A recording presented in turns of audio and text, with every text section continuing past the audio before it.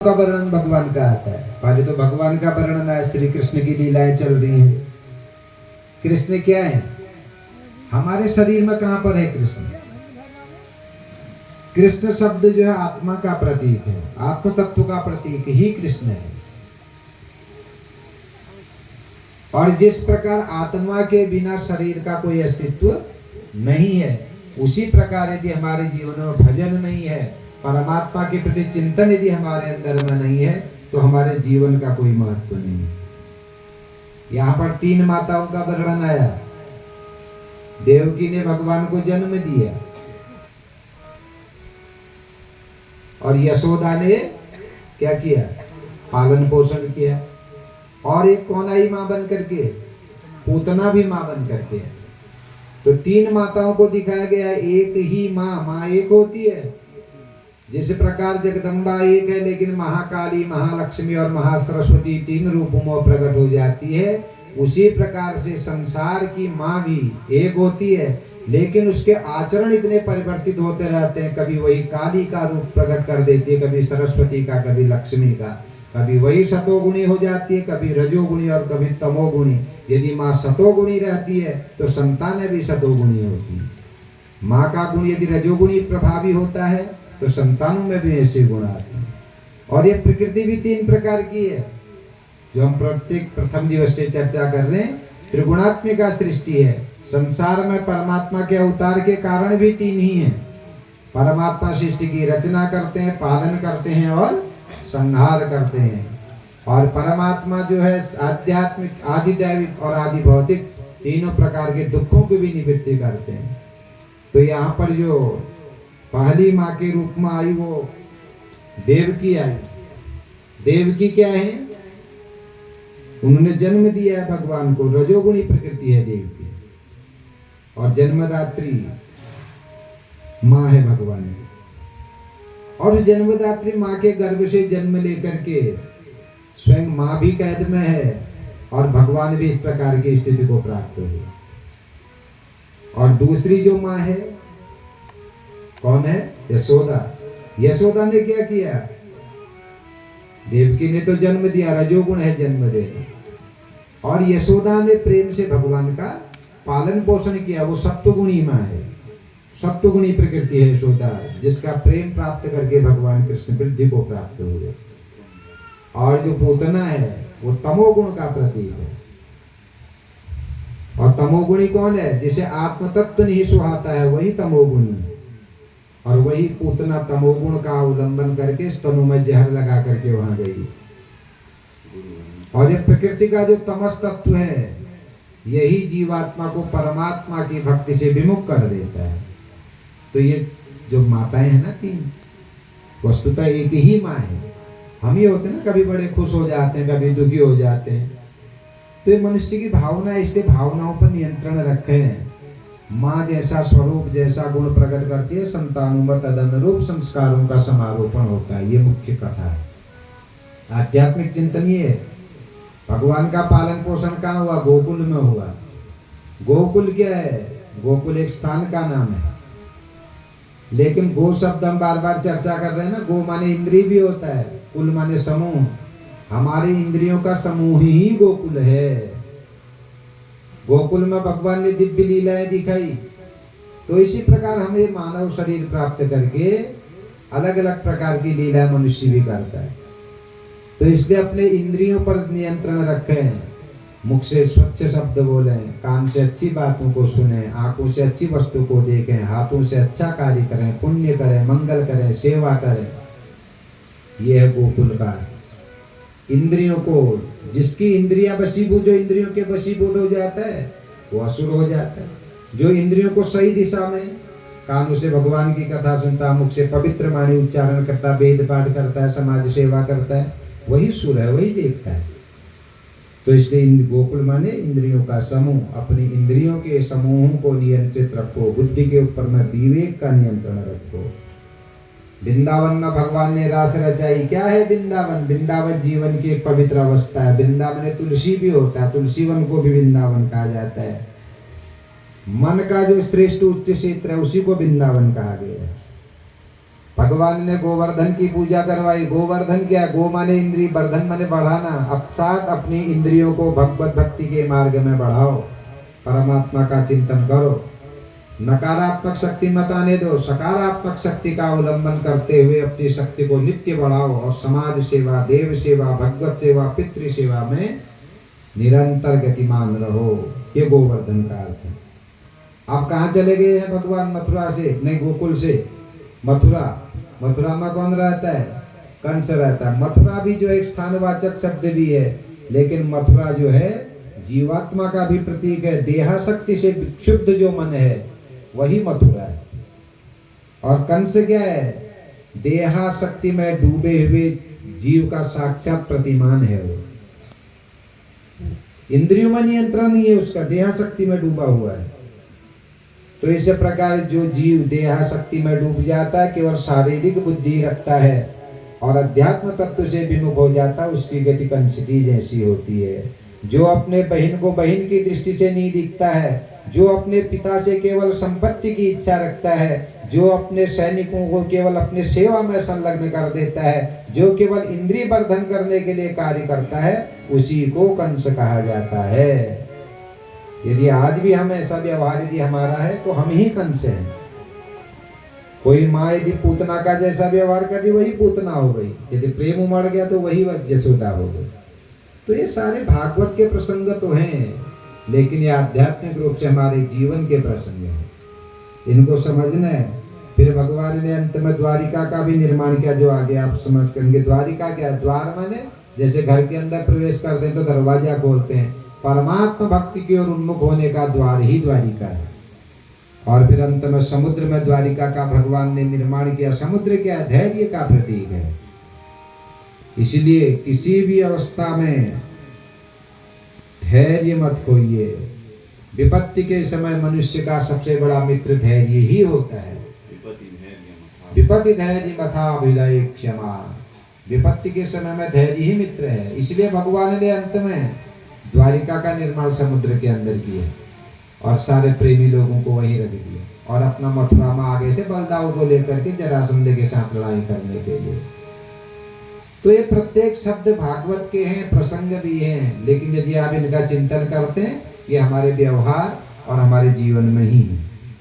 तो इस प्रकार भगवान कृष्ण के द्वारा कंस का उद्धार कर दिया गया और आगे माता पिता से भगवान का मिलन हुआ है। आज माँ ने भगवान के आगे प्रश्न किया है कि अरे बेटे, तुम्हारा तो नामकरण भी गर्गाचार्य ने यशोदा के वहां करके गोकुल में किया था। अब तुम बड़े हो चुके हो, आओ महल में प्रवेश करो। अपने महल में ले गए। उन्होंने कहा नहीं, पहले अब कंस मामा मार दिया है। तो कंस ने अपने पिता उग्रसेन को हटा दिया था राजगद्दी से, स्वयं राजा बन गया था।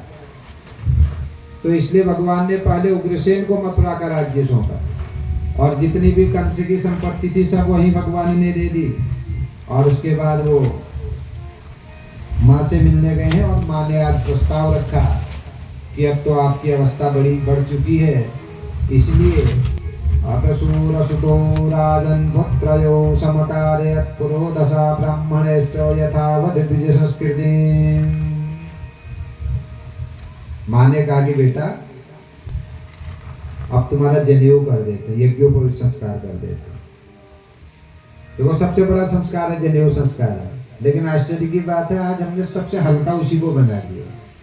बच्चा पैदा होता है तो लोग नामकरण 11वें दिन कर ही लेते हैं, क्योंकि शरीर की शुद्धि अशुद्धि का प्रश्न होता है। तो हमारे स्वार्थ जहाँ तक जुड़े हम ठीक ठाक काम करते हैं। 11वें दिन नामकरण हो ही जाता है।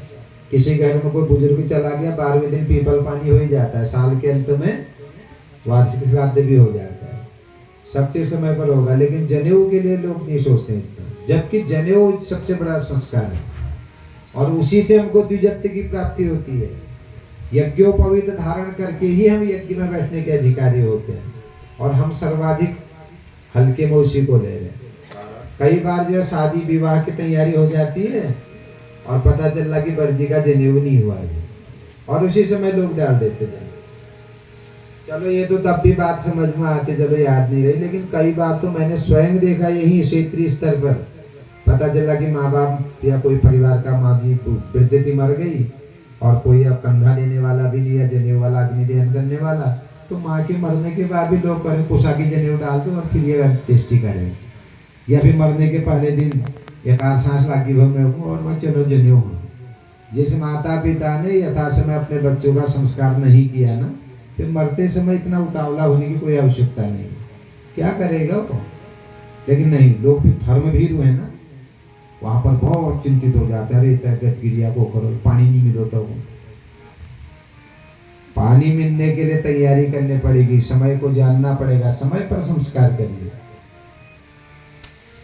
लेकिन हम थोड़ी विचलित हो ही जाते हैं, कोई बात नहीं। तो यहाँ पर माने आज कहा कि आपका जनेऊ कर दो, जनेऊ की तैयारी करने लगे। और यहाँ विधिवत जो है गर्गाचार्य जी ने आकर के भगवान का यज्ञोपवीत संस्कार संपन्न कर दिया।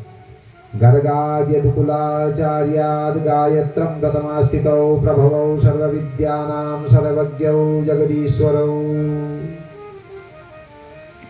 तो इस प्रकार से भगवान का जनेऊ संपन्न हो गया है। यज्ञोपवीत संस्कार में आप जानते हैं पहले दिन सुमाल बधाई और फिर जो है ग्रहयाग। ग्रहयाग होता है, ग्रहों की पूजा की जाती है, आह्वान किया जाता है, पितृ लोकपाल दिक्पाल हरियादि केशवादि सभी देवताओं का स्थापन पूजन हवन होता है। शाम को लटीन होती जाती है और अगले दिन प्रातः काल में चूड़ाकरण कर्ण वेद अक्षर स्वीकार वेदारंभ समावर्तन आदि कर्म संपन्न होते हैं और यज्ञ का अधिकार द्विजत्व उसको प्रदान किया जाता है। और गायत्री मंत्र दिया जाता है। कौन सा मंत्र दिया जाता है? गायत्री मंत्र। गायत्री मंत्र के लिए उसको भी प्रेरित किया जाता है। कौन सुनाता है गायत्री मंत्र? पिता ही सुनाता है सबसे पहले, बेटे के दाहिने कान में। इसलिए सबसे बड़ा गुरु है जनेऊ के समय पुरोहित नहीं, पिता ही, आचार्य ही गुरु होता है। और वो अपने पिता को प्रणाम करता है पहले, तब जाके पिता वचन देता है और फिर कान में गायत्री मंत्र श्रवण कराना। और गायत्री मंत्र जो है वेद माता है। कई लोग कहते हैं गायत्री मंत्र बोलना नहीं चाहिए, जब के समय नहीं बोलना है, लेकिन अर्थ बताने के लिए तो बोलना ही पड़ेगा। तो गायत्री जितने भी मंत्र हैं, प्रत्येक मंत्र का अलग अलग ऋषि, अलग अलग छंद, अलग अलग देवता हो। गायत्री मंत्र में किस देवता की उपासना की जाती है आप लोगों को पता होगा। जैसे अलग अलग देवताओं की उपासना होती है ना, जब जनेऊ दिया जाता है, गायत्री मंत्र दिया जाता है बच्चे को, तो उसमें किस देवता की उपासना है? गायत्री देवी की। सविता। कौन है सविता? दीदी ने कहा कि गायत्री में देवी की उपासना होती है, गायत्री देवी की। और आप लोग कोई बताइए। देखो, हमको यही चीजें बहुत पता नहीं होती हैं। गायत्री में किसी देवी की उपासना नहीं है। गायत्री एक देवी भी है, वो चीज अलग है। लेकिन यहाँ पर जो गायत्री मंत्र दिया जाता है जनेऊ के दिन, वो गायत्री छंद है। और उसके जो देवता है सविता देवता है, सूर्य देव है गायत्री के। गायत्री मंत्र में भगवान सूर्य की उपासना की जाती है। भूर्भुवस्सुवः तत्सवितुर्वरेण्यं भर्गो देवस्य धीमहि धियो यो नः प्रचोदयात्। अर्थ पढ़िए ना, आजकल तो कैलेंडर में भी नीचे अर्थ लिखा रहता है। भूर्भुवस्सुवः 3 लोग हैं, उसके बाद आता ओम तत् माने उस, सवितुः सवितु माने सूर्य। कैसे हो सूर्य? वरेण्यम श्रेष्ठ है जो, तत्सवितुर्वरेण्यम। और कैसे? भर्गः अर्थात पूरे संसार को जो प्रकट करने वाले हैं, देवस्य ऐसे उस सविता देवता, जो सविता देवता पूरे संसार को प्रकट करते हैं, धीमहि हम उस सूर्य भगवान का ध्यान करते हैं। क्यों कर रहे हैं ध्यान?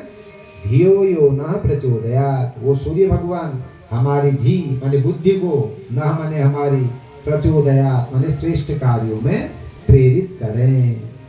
जिस प्रकार भगवान सूर्य अपने प्रकाश के द्वारा अखिल ब्रह्मांड को प्रकाशित कर रहे हैं, चमका रहे हैं, आनंदित आह्लादित और प्रमुदित कर रहे हैं, उसी प्रकार सूर्य की शक्ति को प्राप्त करके मेरा जीवन भी समाज के कल्याण के लिए, मंगल के लिए और समाज को प्रकाश प्रदान करने के लिए होवे।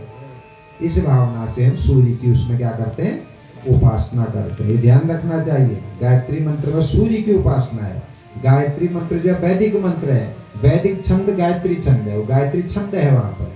और सामान्यतः जीवन में गायत्री देवी भी है, लेकिन यहाँ पर सूर्य की उपासना गायत्री मंत्र में की जाती है। और इसलिए कई जगह कहा भी ना कि माताओं को गायत्री मंत्र नहीं दिया जाता है। इसका क्या वैज्ञानिक चिंतन है या क्या इतना गंभीर अध्ययन मेरा नहीं है, लेकिन सामान्य रूप से है। पुरुष और स्त्री के स्वरूप में बहुत शारीरिक संरचना में बड़ा अंतर है। सूर्य प्रकाश को देने वाला, तेज को देने वाला है, तो माता के शरीर में कई प्रकार से वह तेज विकार भी उत्पन्न कर देता है। इसलिए कई कारणों से ऋषियों ने माताओं को उसके जप से जो है निवृत्त भी किया है या कई स्थान पर पृथक भी किया है। तो ये कोई विरोध नहीं है, इसके पीछे वैज्ञानिक कारण है, उसका चिंतन करना पड़ेगा। लेकिन हम चिंतन नहीं करते। अरे क्या है इसमें, पढ़ ही सकते हैं, सब बोल ही सकते हैं, शंख बजाने के लिए भी लोग यही सोचते हैं। लेकिन आप उसका चिंतन करिए और शारीरिक रूप से उसका परीक्षण करिए तो बड़े अंतर है। इसलिए कई स्थानों पर गायत्री मंत्र का वर्जन भी ऐसे बताया गया। खैर, यहाँ जो हमारा प्रसंग चला था, माँ देवकी और वसुदेव ने अपने बेटे का यज्ञोपवीत संस्कार संपन्न कर दिया। बेटे ने माता पिता के चरणों में प्रणाम किया और चले गए उज्जैन को गुरु जी के वहाँ सांदीपनी आश्रम में। और सांदीपनी आश्रम में जाकर के भगवान ने समस्त कलाओं का अध्ययन किया, वेदों का, शास्त्रों का, पुराणों का सब अध्ययन किया। 64 दिन तक उन्होंने, भगवान ने वहां पर अध्ययन किया है। और ऐसा वर्णन आता है कि 64 दिन में ही भगवान को 64 कलाओं का ज्ञान हो गया। अहोरात्रे चतुष्षष्ट्याम संयतौ तावती कला गुरु दक्षिणयाचार्यम छंदाया मासतुर्नृप। तो इस प्रकार भगवान ने 64 दिन में ही 64 कलाओं को प्राप्त किया। गुरु जी के चरणों में प्रणाम किया, गुरु के द्वारा ज्ञान प्राप्त हो गया, दीक्षा मिल गई। गुरुत्व है ना उनके अंदर। गुरु किसे कहा जाता है? जिसके अंदर गुरुत्व हो, खींचने की शक्ति हो, जो अपने विद्या के प्रकाश के द्वारा शिष्य को अपनी ओर आकर्षित कर सके, जिसका ज्ञान, जिसका विवेक, जिसकी बुद्धि, जिसकी चिंतन शक्ति पूरे समाज को अपनी ओर आकर्षित कर लेती है, जिसका ज्ञान समाज को सकारात्मक दिशा की ओर आगे बढ़ाने का सक्षम होता है, ऐसा व्यक्ति गुरु कहा जाता है। गुरुत्वाकर्षण कहते हैं ना। गुरु के अंदर क्या होना चाहिए? आकर्षण होना चाहिए। खाली जो है परंपरावाद से गुरु बनना, जाति से गुरु बनना बड़ी बात नहीं है, हमें कर्म से गुरु बनना चाहिए। गुरु माने श्रेष्ठ। गकारः ज्ञान संपत्ति रेफः पापस्य दाहकः उकारः शिवतादात्म्यम गुरुरित्य विधीयते। गुरु शब्द क्या है? गौ शब्द जो है, गकारः गौ ज्ञान का वाचक है, रेफः पापस्य दाहकः जो रौ है वो पापों को दहन करने वाला है, उकारः जो ऊ है वो अक्षर जो है शिव तत्व से सामंजस्य स्थापित करने वाला है। तो इस प्रकार जो गुरु शब्द है उसका अर्थ ऐसा निकलता है। तो ऐसी शक्ति जिसके अंदर है उसको गुरु समझिए, उसको गुरु मानिए। तो ऐसी शक्ति